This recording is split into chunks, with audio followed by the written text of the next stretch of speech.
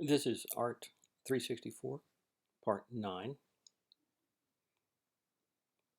We're finished with the first half of the course, and now we're in the second half. We're going to be starting with the Baroque. And in order to understand what the Baroque means, I want to review something from the first survey of art history, where we looked at Greek art.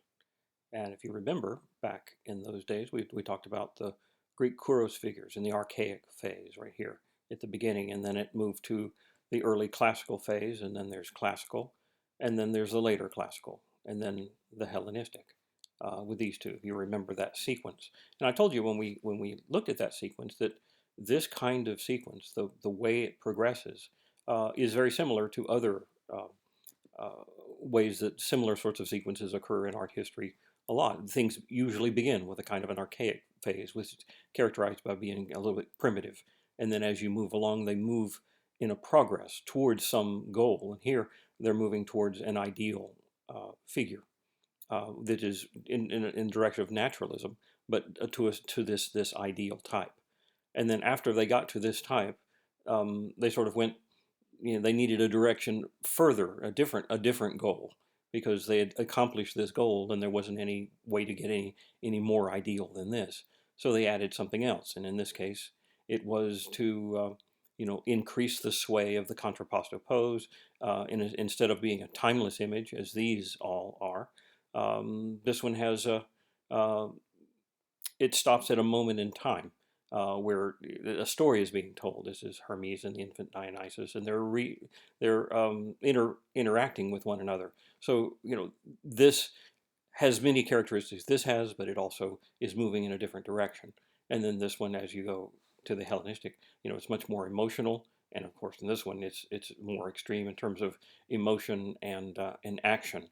So if you were to map this onto Italian art, this would be the early Proto-Renaissance, like Giotto, and this would be the art of the 1400s in Italy, like the Florentines, Masaccio. And this would be the High Renaissance, like Michelangelo's David, say, would be almost identical to this type of figure. And then this would be Mannerism. These two would be Baroque. So when you get to the Baroque, you're in a phase that's it's where art is changing directions from what they did in the High Renaissance, and they moved in the direction of being more emotional and more and have more movement. Look at the same sort of sequence in architecture. This would be early Renaissance architecture, comparable to the archaic phase. In fact, this has many characteristics of the Italian Gothic, and then as you move along, you have the High Renaissance in terms of architecture, and these are also very much like the High Renaissance. It's all balanced and symmetrical and restrained, I guess you could say, in classical looking. But when you get to this, as we will see shortly, this is Baroque. You can see it has movement in it. It is much more dramatic and theatrical. So uh, that's that's the phase we're going to be looking at, is this Baroque phase. Another thing I wanted to show is that there are features that occur in the Baroque that you could find those same features back in Italian art. Here's a Leonardo from the High Renaissance. This dark background where figures are emerging almost like being spotlit, and so that the forms of the figures emerge out of darkness. That's the term for that is tenebrism. Tenebrism comes from the tenebra, is the Latin word for darkness. And the reason I'm showing this is because even here in the High Renaissance, there's sort of seeds of what's going to be the Baroque, uh, and and as it happened, uh, this figure of the Laocoon from the from that Greek period, this actual statue was discovered in the early 1500s, by the Italians, and when they discovered it, it influenced them a great deal. A lot of Michelangelo was affected by it. Many of the Mannerists were affected by it, and when you get into the 1600s, um, there's going to be a lot of this kind of thing as opposed to the, say, David kind of thing. And here's another example. This is in the Mannerist period. We saw an example of figures interacting with one another. There's emotion and there's movement, and this is the stepping off point from the previous period that we're moving into the Baroque. So the first work that we're looking at is by Bernini, and it's an image of David. Now we saw David here. This is Michelangelo's David. This is Bernini's David. And the difference here is, first, is scale. This is more of a human size David rather than the gigantic scale. But it also is a different part of the story. Instead of being before the action, we're at a timeless thinking moment that Michelangelo is depicting, which makes this a high Renaissance thing. In the Baroque, it is right in the middle of the action. David is holding his sling in his hands, and he's bent and concentrating, and is in the action of actually casting the stone. Here it is, and you can see it from different angles. It's unlike the Michelangelo's. It's meant to be seen from all different. You walk around the thing. It's in a room in a pedestal where you can walk around it and see it from different angles, and each angle has a different aspect. So you can see this is much more like that Laocoon sculpture as opposed to the high Renaissance example. So it's also a virtuoso example of stone carving. I mean, it has all sorts of textures and extra stuff in it that also are a Baroque feature. That is, Baroque artists, they didn't content themselves with just the simplicity of a single figure standing and letting that be it. They always add more stuff. So David here has a little bag here, it's an accessory bag of some sort. This cloth is going around him, covering him up. There's the armor that it's at the bottom here with all sorts of extra details of things going on. In addition to lots of detail and the rope of the sling and the rock and all these extra things are part of the Baroque, putting more into something, going overboard with it. Another thing is that because he's moving, you have all these lines, like these curves that add, the curving form like this is something that gives you the sense of motion, in addition to the fact that literally it's the figure of a man in a pose that, as if he were stopped in the middle of moving. But it's also it's commanding the space around it, sort of. If you were standing in this room and you saw this, if there were actually a person in this pose, you would feel as though you're in danger of being hit.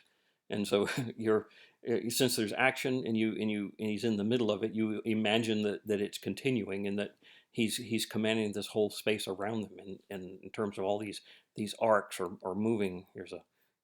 Arcs are moving in all different directions. No matter what angle you look at him, there's just this flowing motion, and all of that is Baroque. And the fact that you are part of the space that the work is in, that is, you have to interact with it just by being in its space. That's also a Baroque feature, and that requires a little explanation as well. It happens to be that I talked a little bit about this earlier when we were in the High Renaissance, in the early 1500s. There was the Reformation, where the Protestants separated from the Catholic Church, and later in the century there was what's called the Counter Reformation, where the Catholic Church sort of responded to this circumstance of the Protestants. Their complaint. They were protesting certain aspects of the Catholic Church, and you can read in your book, and you can look at the background of all the different things that were being protested. But the thing that interests us right now is how they dealt with art. The Protestants were not happy with the way art was being used in the church. It was so excessive. It had become to the point where they saw it as almost idolatry, because the people could go and look at these works of art and think of them as idols rather than as things that you look at to remind you or to um, just give you that spiritual atmosphere that you need in a church. And because the Catholic Church was kind of uh, um, their response to that was to almost kind of double down on it.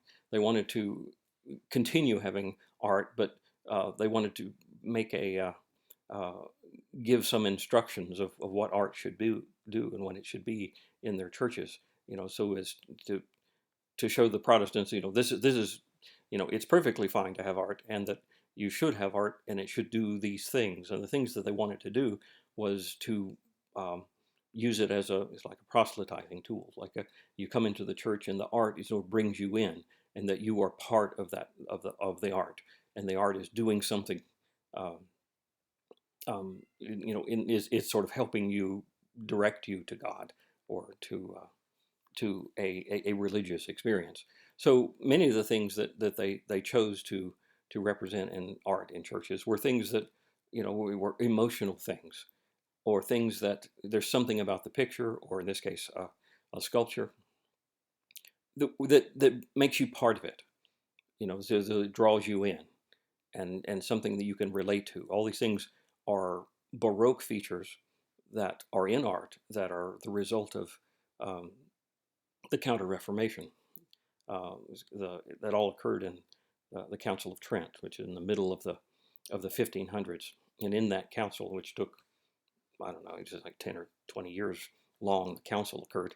But they wrote up all the things that they wanted, that in their revising the Catholic Church, and they do specifically say things about art, and these are the sorts of things that they wanted. Those using art as a tool, just consciously use it as a tool. And you think of, in their High Renaissance, and even before then, the the church didn't really have any specific rules about it. People would do, artists would do whatever they wanted, and different churches would accept the art, um, um, and so that there was there weren't any rules before. Now these are specific rules.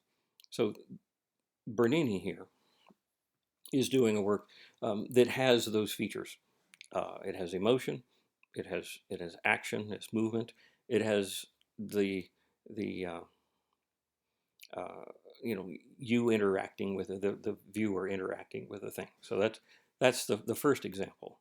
I have another example by Bernini as well, and it includes another feature of Baroque art that we're going to see on and on in all of these works. This is called Saint Teresa in Ecstasy, and it's not just this sculpture; it's the entire wing of a church. This is the short transept of a small church in Rome, and the Bernini did the whole thing. It's all part of one giant piece. If you look, you can see that there's a stone sculpture here. It's floating in the air, and it's in a kind of a niche, like an architectural niche. And up there's a bunch of metal rays, like light rays coming down. And there's a window up there with light, and the light travels down the rays and creates a kind of a spotlight on the thing. In order to photograph this, they must have used studio lights so you can see all this marble. But without the regular lights, if you just went into the church, most of this would be kind of in darkness, and you would see light shining on it. So it would be very dramatic. There's also what looks like theater booths. You ever been to a theater where, like, you have a stage here, and up here on the side there's balconies that where people can sit and look at things that are on the stage. So if you think of this as a stage, there are images of people up here and up here that are here. Let me look at a close up.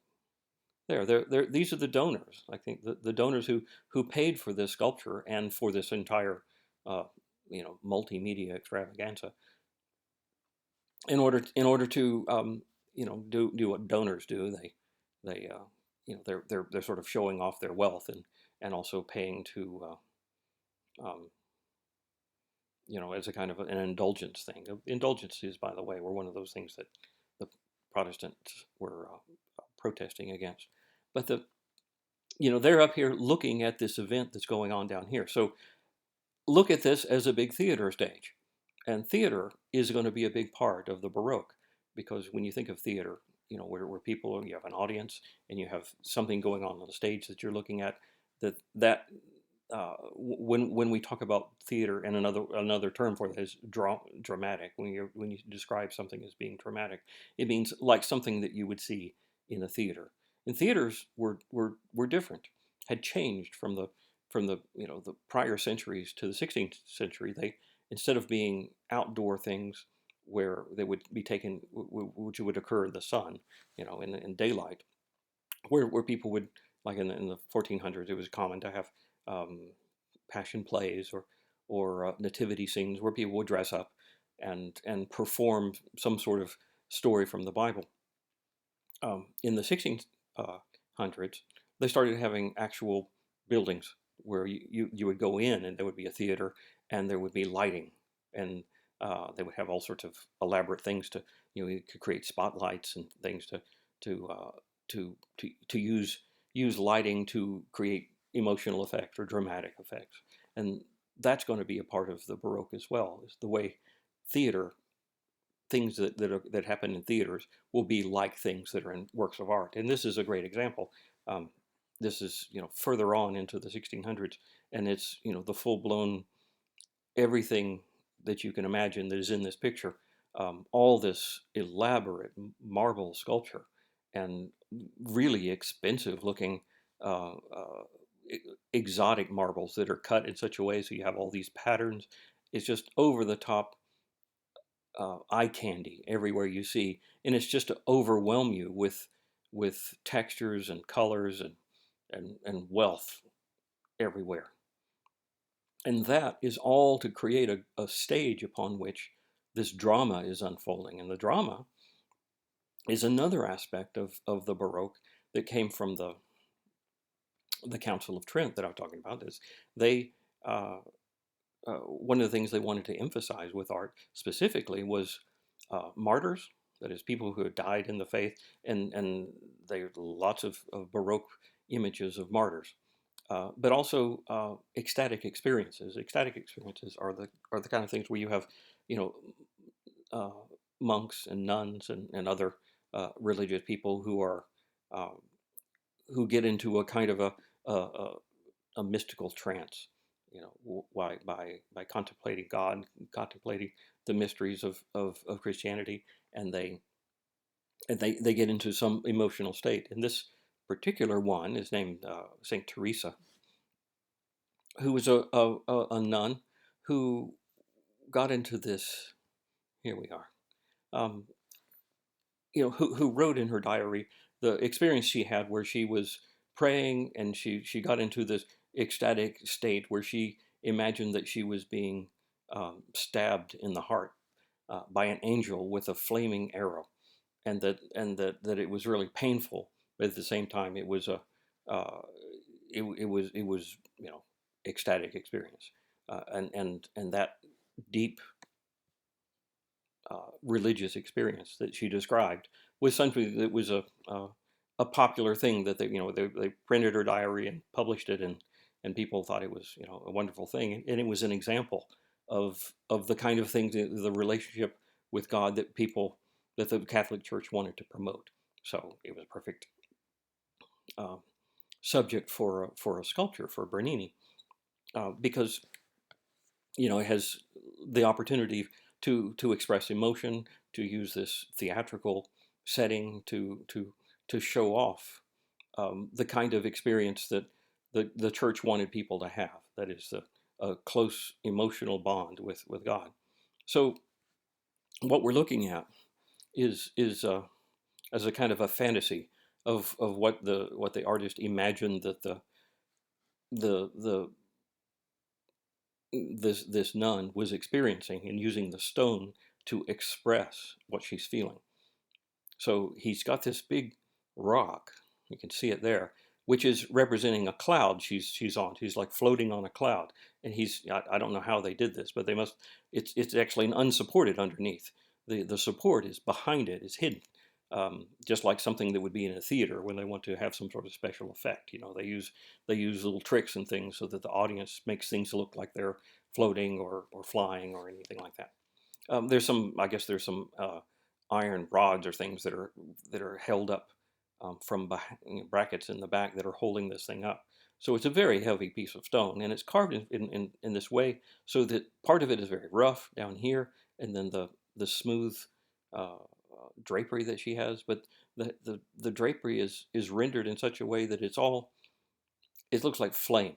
It's flowing in all different agitated ways, so as to express her inner experience. And she's in a kind of a, I don't have a picture of her face. Her mouth is open, her eyes are closed, or at least are partly open, but you don't see her pupils. So it's like her eyes are sort of rolled back, and she's just like out of it.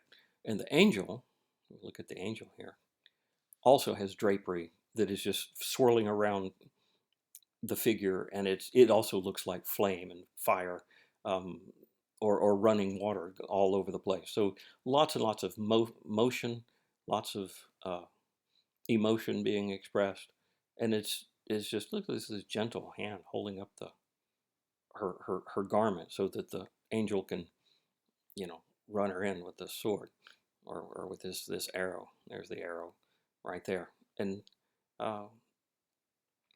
so it's an extraordinary thing. We don't see anything like this in the High Renaissance.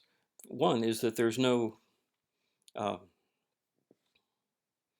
it's not about a stable thing in the center like you would have in a High Renaissance image, where something is stable and it's timeless, but this is capturing a moment in time. It's capturing something that is a very emotional and a very movemented kind of event. But the architecture itself is doing the expressing as well, just having this central pediment with columns bulging out at you to create this niche that everything is recessed in. That's combine that with all of the extra rich details and patterns that just dazzle you. It makes for a, it's sort of like what we think of in movie now, like a blockbuster movie where you're just inundated with sensory experience. Oh, that's the whole package is what Bernini did here. Like, I think he was also a playwright in addition to a painter and sculptor and architect. So that's the Baroque in terms of sculpture. Now let's look at painting. Caravaggio is one of the main artists of the whole century. He didn't live that long. He died young, but his influenced the whole century, and not just in Italy, but all the other countries were also took on his style.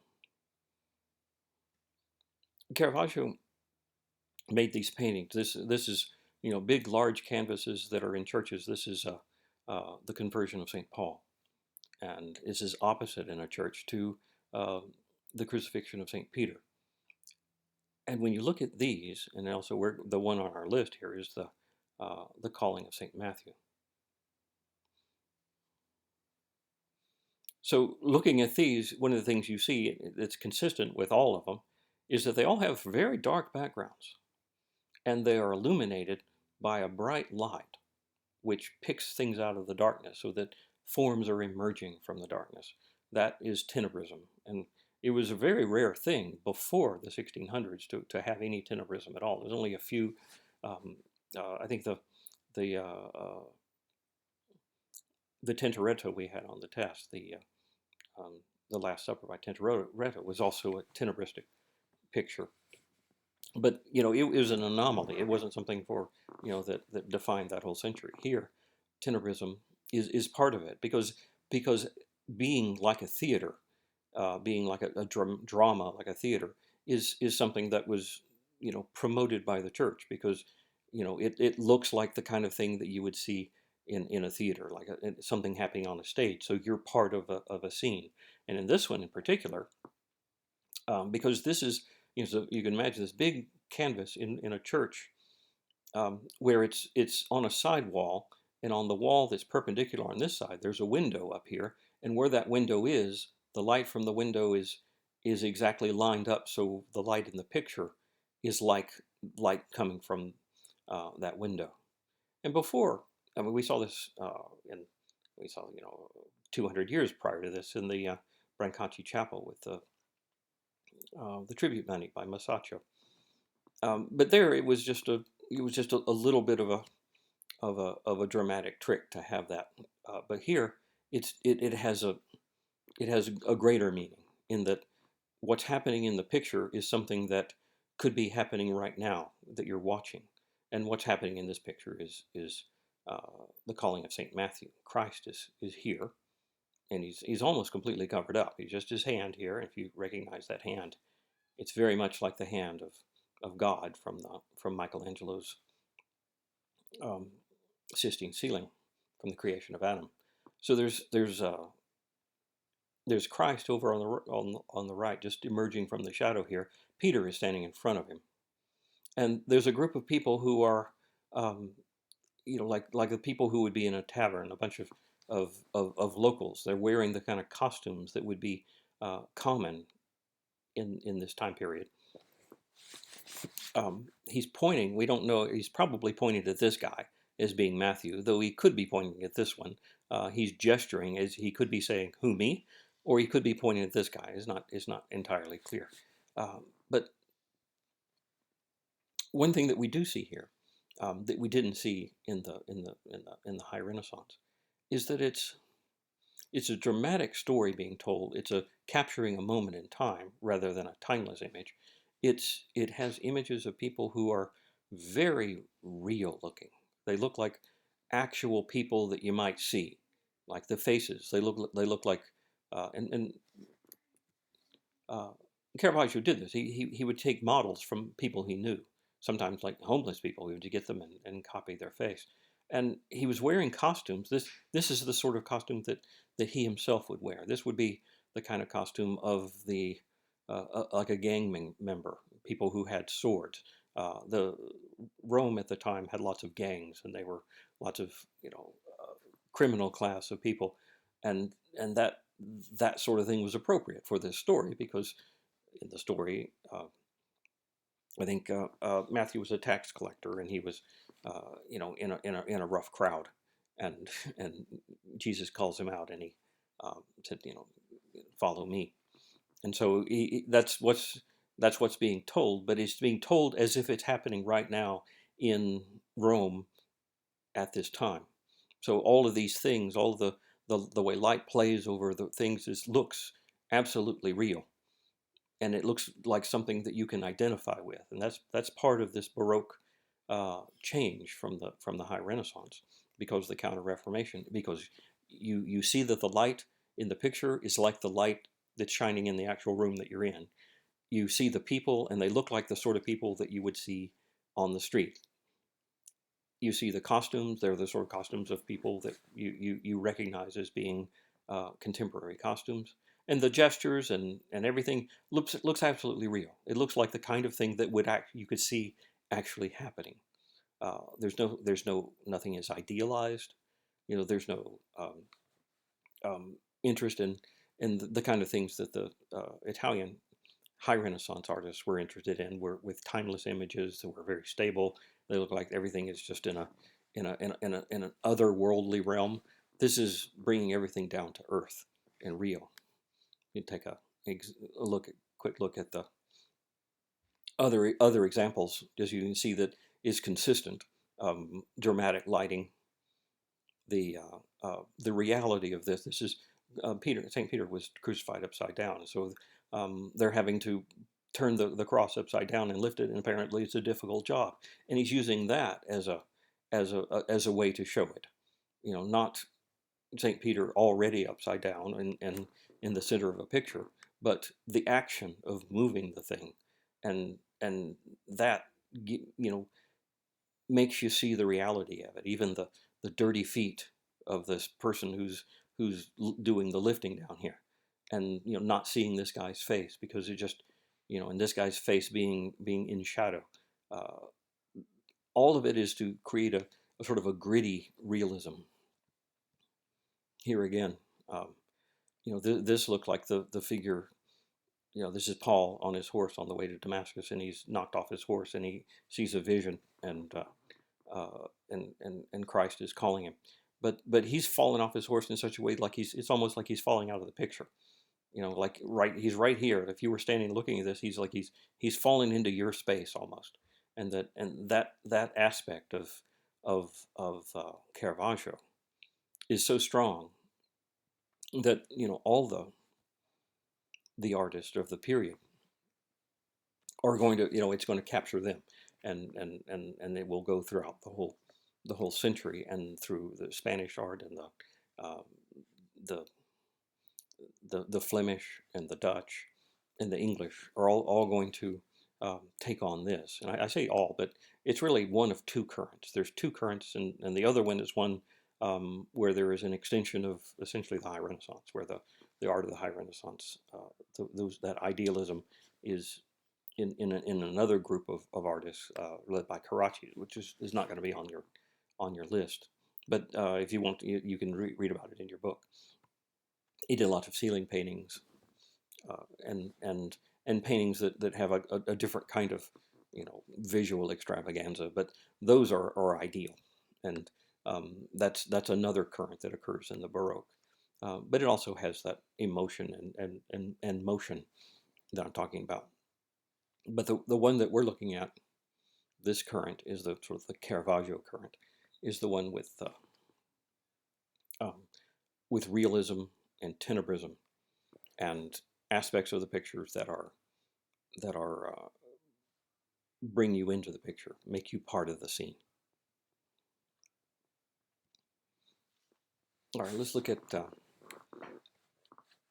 how this was affected art in Spain.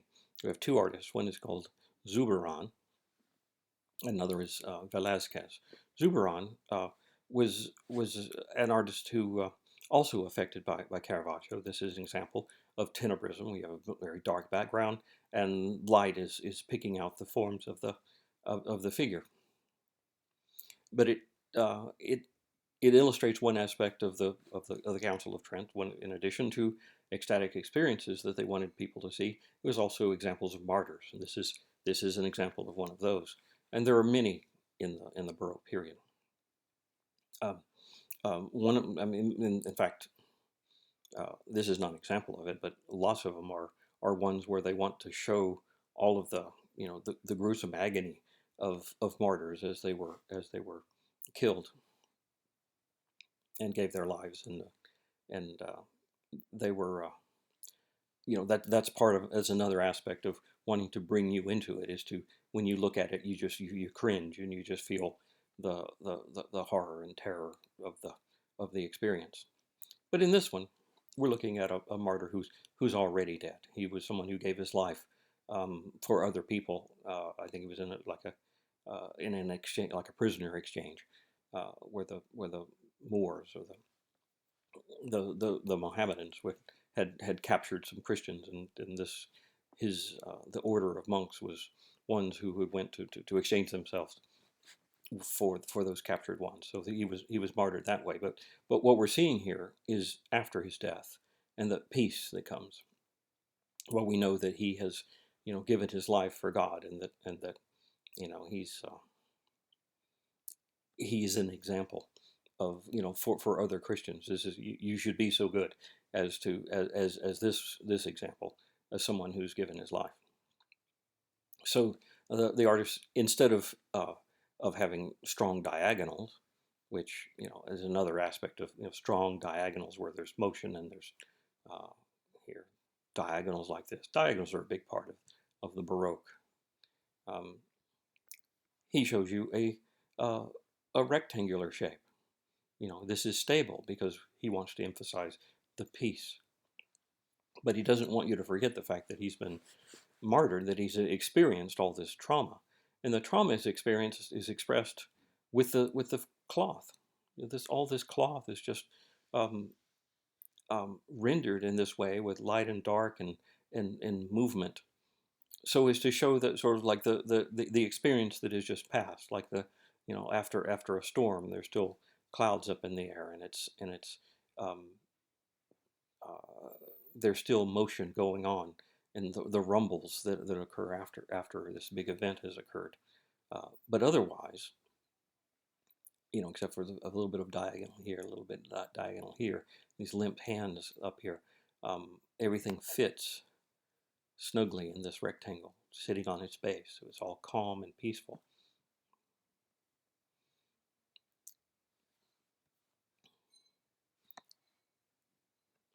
Saint Serapius is the name of the figure.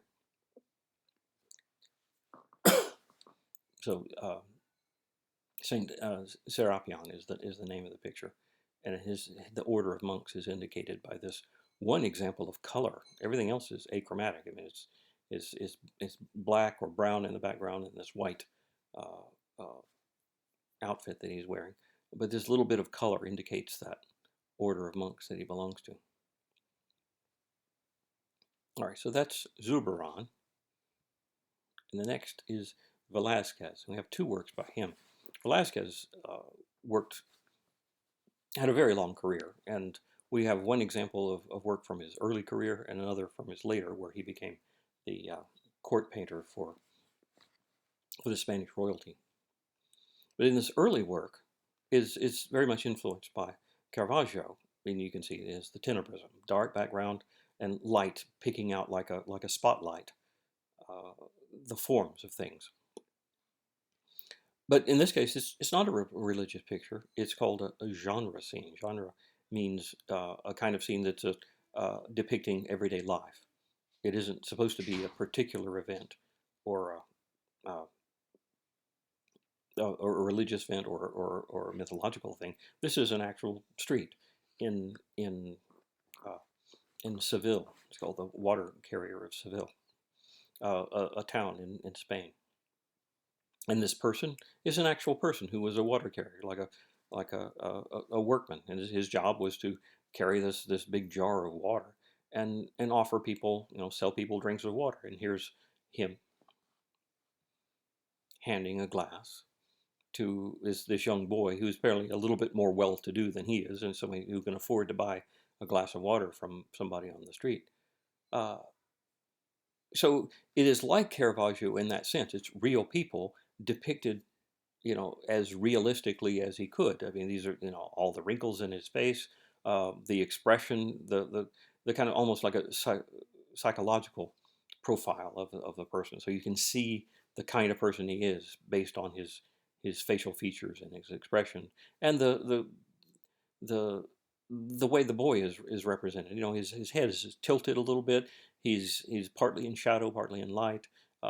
This sort of attitude that he seems to be expressing is is part of that realism, trying to make it look as though, for all the world, as if it were a snapshot. We know how snapshots look. We take them all the time. You just take out a camera and just take a picture of something, and it is how it happens to be, how things are set up, as if it weren't even trying to be composed. But of course, this is long before photography and before anyone ever seen a snapshot. But it has that informality, I guess I'm trying to say, of a snapshot, as opposed to, say, an arrangement. If you can imagine a high Renaissance take on this sort of scene, you would have things more symmetrical. You'd have something in it that's centered. You would have the main figure would be in the middle. Maybe he would be facing the viewer, and something would come from the side. I mean, and you would have a pyramid or some sort of base thing. Then it would look like a timeless image of a water carrier rather than just an accidental. You just happen to come across a scene and sketch it out real quick. That informality is part of this early Velazquez look. Another thing is the realism of just the surface textures. This vase, it has been observed, the different textures of the dry part and the wet part, the little drops of water, the this was turned on a wheel, so it has these lines going around its circumference, but they're a little bit off because this is a crude kind of vessel. Just as he's kind of crude looking. He's not dressed up in finery. And the contrast between this vessel and this vessel, which is glazed, so it has a different, the way the light shines on it is different from the way it shines on this. So he's observed all this, and the glass and how it's transparent, and the light reflects on it. All these things, the different textures of the cloth, and how light plays over surfaces. All these things are part of this world of the early Velazquez, and it because um, is very much influenced by the Flemish, if you can imagine that. How you wonder how would he have ever seen a Flemish work? But it happened that the lowlands, Netherlands and Flanders, were all part of the same empire that included Spain and Naples, the lower part of Italy and Sicily. So all of that area was all part of um, one political group ruled by the the last remnants of the Holy Roman Empire. So because of that, in Spain there was a lot of examples of artwork that came from Flanders, and that surface detail thing is part of that as well. So the realism is partly from that, but also partly from Caravaggio. He's influenced by Caravaggio, that look of going out into the real world and showing uh, actual people doing stuff. Now, Caravaggio didn't make genre scenes, so he didn't get that aspect from Caravaggio, because all of Caravaggio's scenes were almost all either mythological or religious scenes. So he was taking things from the real world and put them in a context of stories. But here, Caravaggio, and there was a time when it became popular for painters to paint pictures of just everyday life, which is what this is an example of. All right. So this next one is his masterpiece. This is Velazquez's much later in life, after he had been working in the palace and as the court painter for Philip and the Spanish royalty for some time. He'd even been knighted by the king. There's his knighthood right there on his outfit. And this is a very strange picture and takes some explanation. But what's going on here is this is a room in the palace, the room that has lots of paintings on the wall. He was, in addition to being the court painter, he was also the curator of the king's collection, and he traveled around for the king to all different parts of Europe, especially to Italy, and where he made copies of paintings in Italy. So he was very familiar with all the styles going on all around the world, and bought them for the king, and had them shipped back to rooms like this in the palace where they would be displayed. Here he is painting. He's made a studio out of this room in the palace. There's the back of a painting about the same size as this painting. This painting is very large, so it's, I don't know, maybe 10 or 12 feet high, and this, just as you see here. So this is probably the back of this very painting, as if he's looking in a mirror and seeing this image. But what else is in this image is an image of the royal princess here with her entourage. That is, her maids in waiting. Another term for this is the maids of honor. Las Meninas is the title. These are the people that attend to this little girl, and also the girl's. There's a dwarf, a female dwarf here, and a male dwarf here, who are part of her entourage. People who are um, attend to her all the time, and her dog there. This little guy is sort of waking up the dog easily, and this is her chaperone, sort of a nun person, and her bodyguard here. So all these people are people who attend to this little princess, and she's shown in her outfit, a contemporary outfit with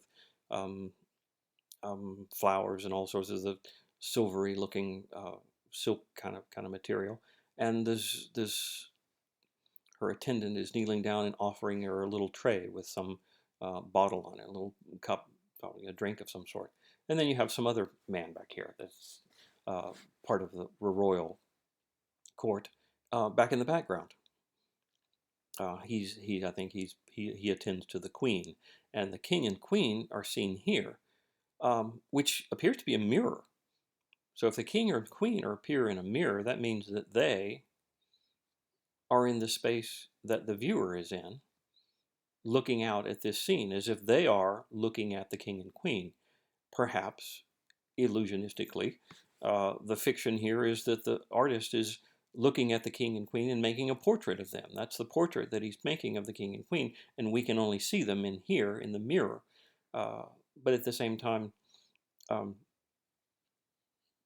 you could also see this as this is the painting that they're painting, that he's painting right now, and he's looking into a mirror to see this group. So it's a little ambiguous as to which thing it is. But it's almost as if this is a painting about painting itself. But you can see the Caravaggio influence in that it's tenebristic. It's got very dark background, and light is pouring through this window or doorway here, where light is pouring in and picking all these figures out. It's done in a style. If we look, we can see a little bit closer. You can see this loose brushwork and bright colors. This is something that's not a Caravaggio thing, but it's more like a Venetian art thing. If you look back at Tintoretto and Paolo Veronese and Titian and Giorgione, they all had this sort of loose brushwork and sort of a look of paint on a surface in a manner that's just it's like itself like eye candy. It's just for the joy of looking at splendor.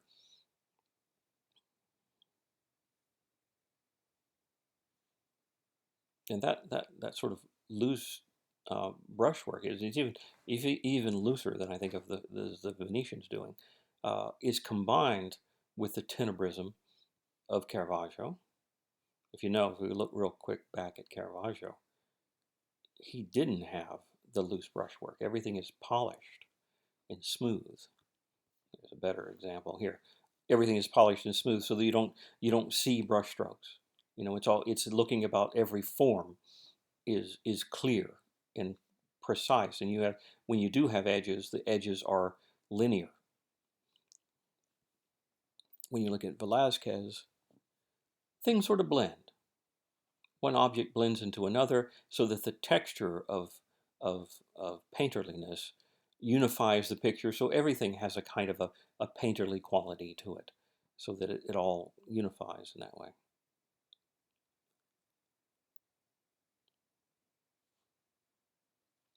So this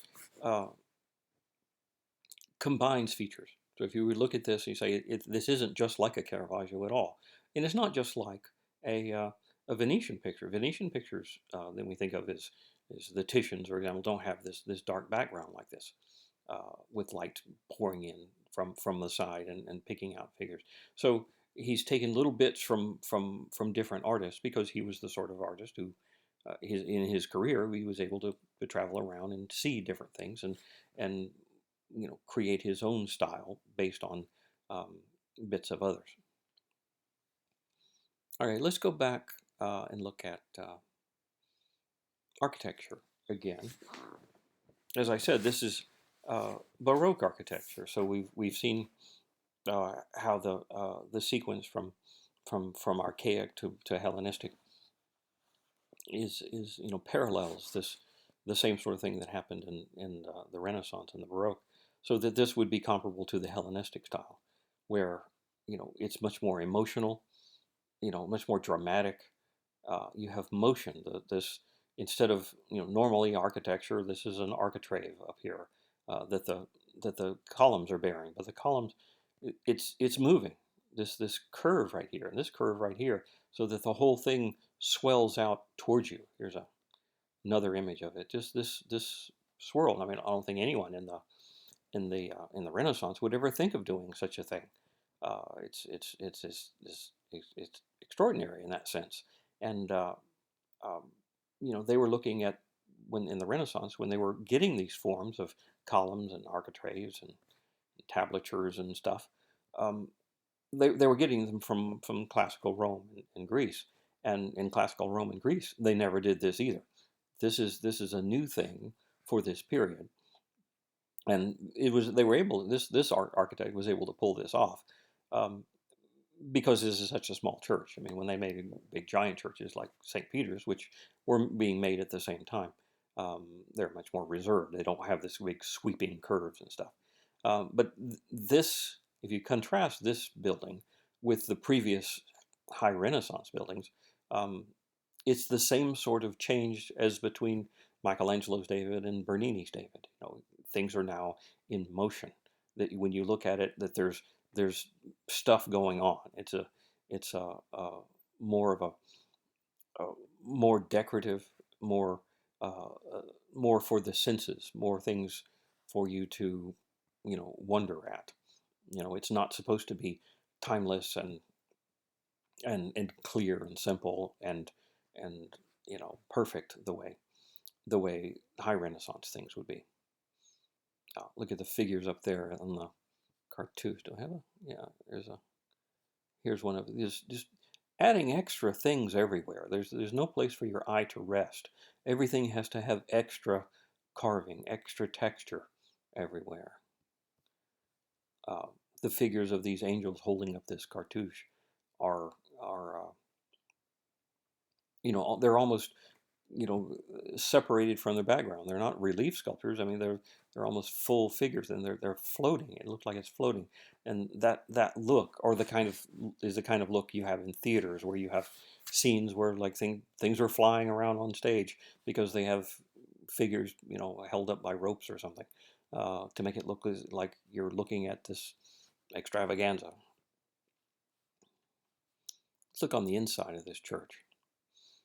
It doesn't look like, uh, the inside is uh, is like the high Renaissance either. Everything is moving. The walls are undulating all around, and it's, um, you know, kind of agitated looking, and you have all these surface textures everywhere to dazzle you with the splendor of stuff. Let's look at the dome. Instead of being a circular dome like all others preceding this, it's an oval dome. And ovals are just the difference between a circle and an oval is like the difference between the Renaissance and the Baroque. And then not just an oval, but this interior texture with all these coffers are all different shapes, and these shapes gradually get smaller and smaller as you get towards the middle here. And there's a great big, there's a lantern up there with the light coming in so as to make it very bright on the inside, for this, so to have dramatic lighting. So all these things are contributing to the Baroque aspect of this place. Um, if you look at the plan of this, this is that thing that we were just looking at. The dome is right here, and the undulating walls are right here. But it's all part of this complex in of the church complex. I think it's also, I think it's a monastery of some sort. There's a cloister right here, and it's in a very small space in a church. Let me look back at the corner. It's on the corner. There's a fountain here. It's called the Church of the Four Fountains because the two streets here meet, and there's four buildings on either corner, and each one has a fountain like this. So there's four fountains. That's why it's called the Church of the Four Fountains, or Quattro Fontane.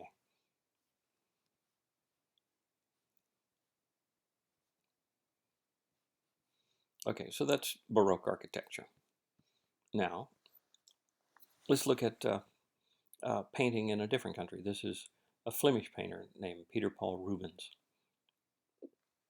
Rubens was similar to Velazquez in that he had a long career, had a big workshop, made lots and lots of paintings in, you know, many different styles. He was a person who traveled um, uh, all over Europe and was able to see not just the the contemporary work from like Caravaggio or any of the other Baroque artists, but he also saw the High Renaissance artists, and I mean their works in Rome, the St. Peter's and the Sistine Chapel. He saw all those figures that Michelangelo did. He also spent time in Venice, and he saw the Venetian artists that we also studied, and so he absorbed much of those different artists.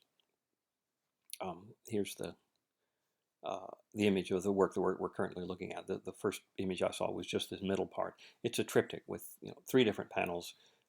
We've got them all separated here so we can see what was in each panel. But um, again, this is Baroque, and let's just talk about the features of Baroque. It's called the raising of the cross, and just the term raising of the cross, rather than being a crucifixion, is a clue that this isn't.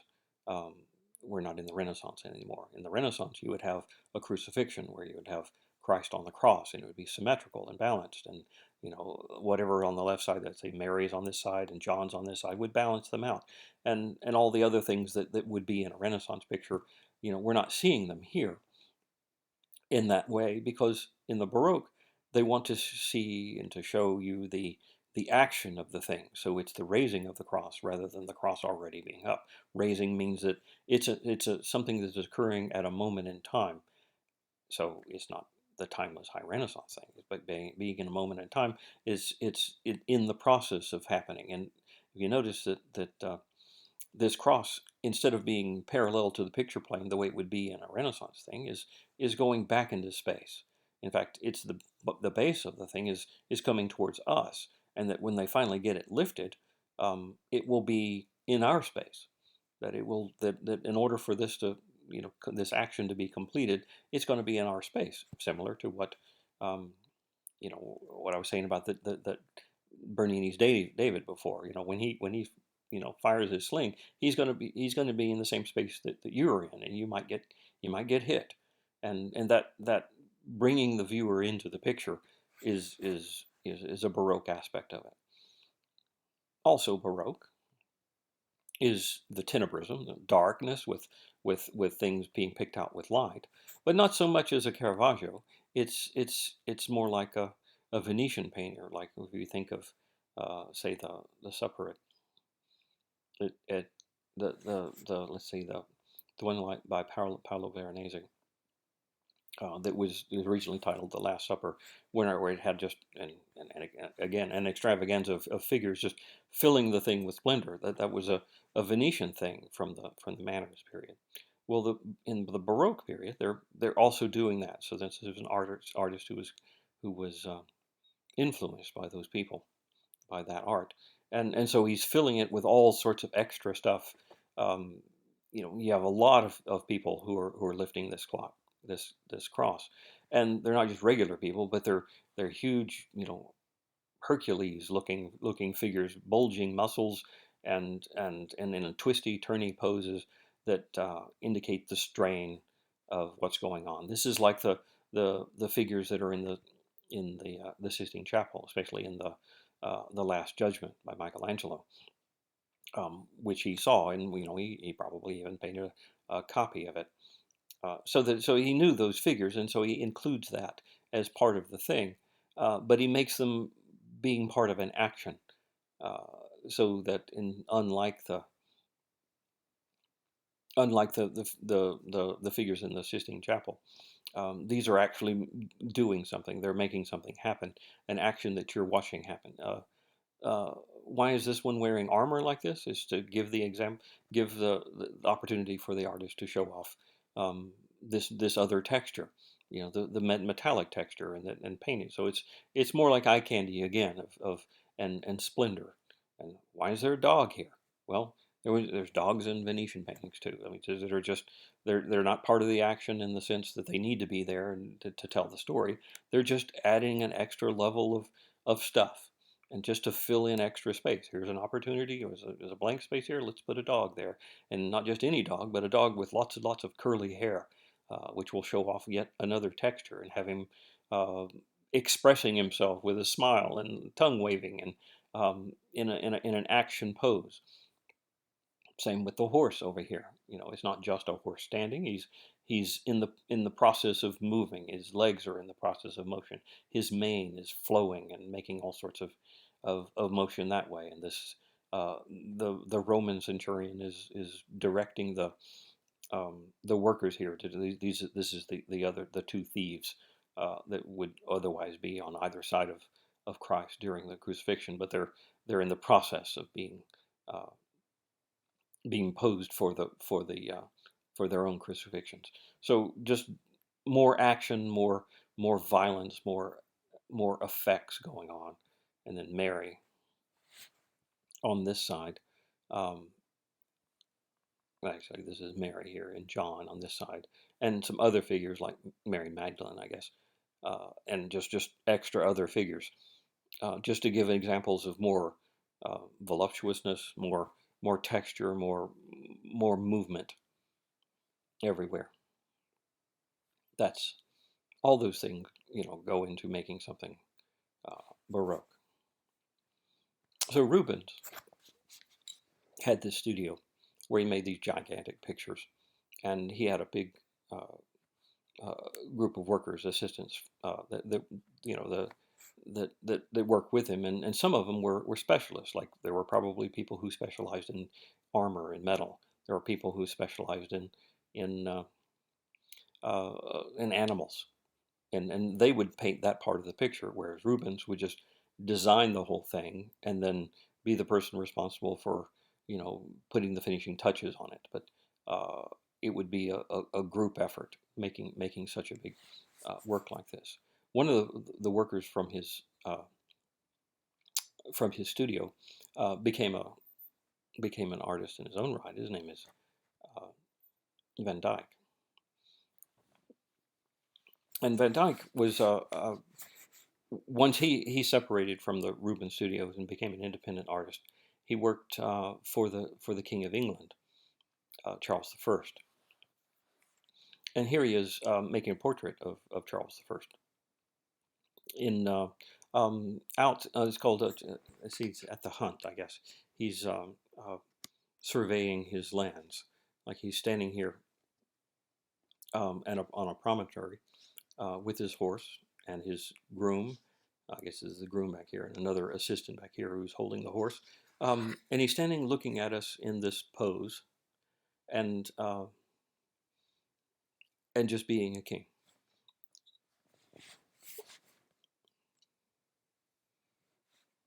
So Van Dyck. Well, let's talk about him. One is that if you're familiar with the term, Van Dyck is a kind of beard. This kind of beard with this mustache is called a Van Dyck, and it's named after the fact that he painted lots of people wearing that. That was the style at the time. Uh, the King of England was not a large person. He was a rather short man. Wasn't uh, uh, kind of sensitive about that. And if you're the court painter to a king, um, you need to make the king look as good as possible. So um, he's got the king in this outfit, silk jacket with his sword, breeches, leather, very nice leather boots, looking very dapper.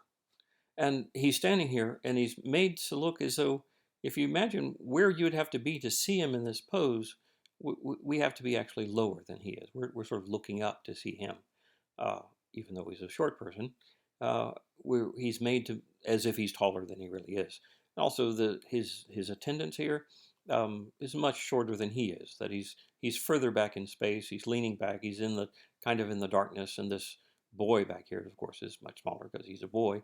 And the horses are very large and often very tall, especially for next to a short man. A horse would overwhelm. But the horse is posed in such a way so he's bowing towards the king. Uh, all these things are very artificial and idealizing the king. Uh, when you think of the Baroque, there's different currents. There's the realism that Caravaggio has, where things are shown exactly as they are. Even if there's dirt on somebody's feet, you show the dirt on the feet. If you're showing a still life with fruit, if there's a bug spot on the apple, he'll paint the bug spot on the apple. Or if it's a little bit rotten on the edge, he'll paint the rottenness. He wants to show everything realistically as it is. But there's another current of idealism, and that came from the High Renaissance, of the idealism that's in the High Renaissance art. And idealism is showing things at their best, or even at an imaginary best that doesn't occur in the real world. And that's what's going on here. The king doesn't really look like this. England is not as beautiful as this is. I mean, this wonderful greenery and silvery feathers and this luscious landscape with the color. All this is an idealized version of the world, and but it's also composed in such a way as to imagine that it's real. That is, pretending that what's happening is a real thing. This action that this groom is doing right here. His hand is this looks real. It looks like something that would actually be happening. I think the boy here is holding the outer jacket of the king, what he's got in his hands. But all of this is the composition. He just happens to be in this pose. He just happens to be seeing between these two figures, this little bit where you can see his hands holding this. All these are, realistic things, and so of course every surface and texture looks real. But the picture as a whole is an artificial thing. It's an idealization of the king, and making him look as good as he can possibly look, as if he were a lord of a manor, surveying his lands. So lots of different currents going on in the Baroque that we're looking at. This idealism is one, but also the realism, the action, emotion, things occurring in such a way that you're part of the picture. In this case, the cross is coming up into your space. It's diagonally moving in our direction. All these things, eye candy, extravagance, going over the top with more and more detail, lusciousness, and textures. All these things are Baroque. So that's enough for this one, and next time we'll do Rembrandt.